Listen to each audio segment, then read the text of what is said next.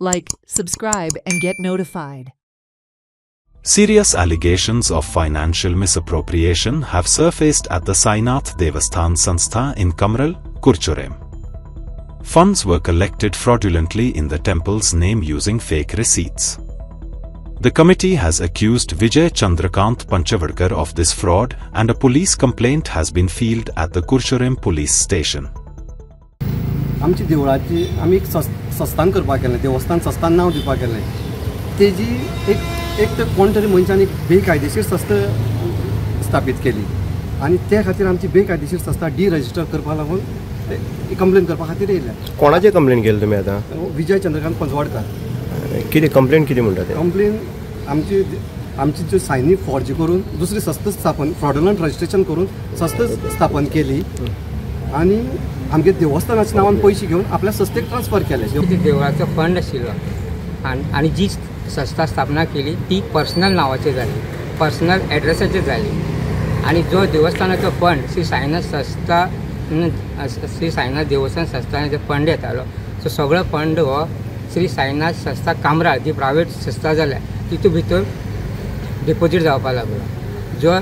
जे संस्थेचो आनी ह्या देवस्थानाचो आमच्या गांवचो कांयच संबंद ना हें आमी तांकां पयलीं सांगलें आसा.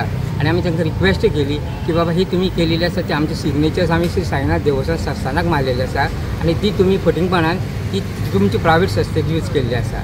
जितले सांगून तांकां सांगलें ही संस्था डिरजिस्टर करात, ते आयकुपाक तयार ना.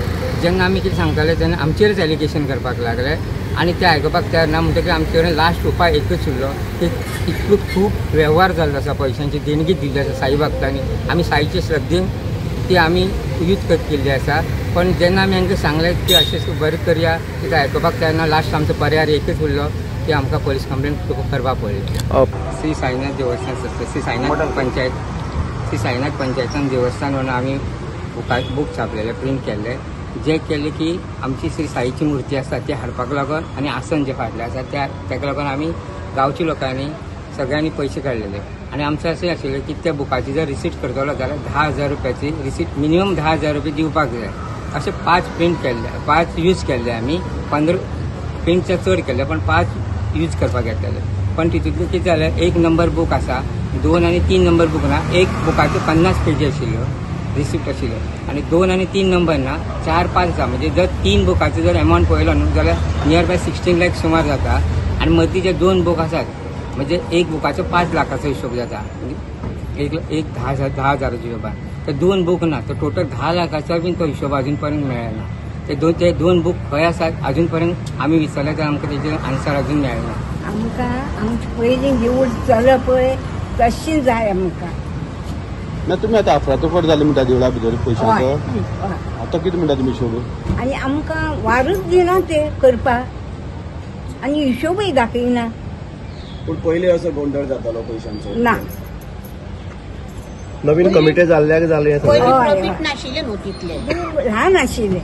आतां प्रॉफिट आसा आमकां. पयलीं प्रॉफिट आशिल्लें. पयलीं आमकां कितें तातूं पुट्टी तें आमकां नाका.